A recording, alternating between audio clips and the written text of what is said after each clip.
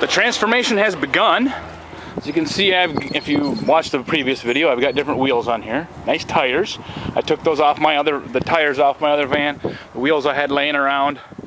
Got the bumpers painted.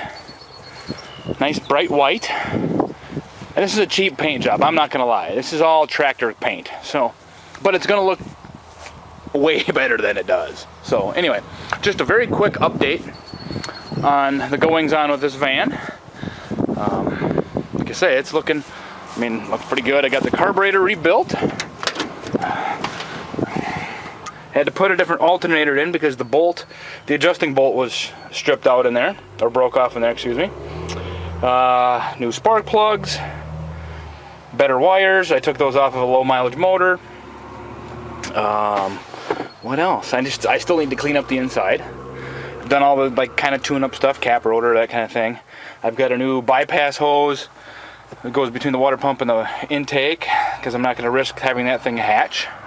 Just about every small block I've ever had at some point that thing is blown out, so I'm going to fix that now. Like I say, it still needs a good cleaning on the inside. I've got brake calipers. I forget where I laid those. Oh yeah, they're in the way back. I've got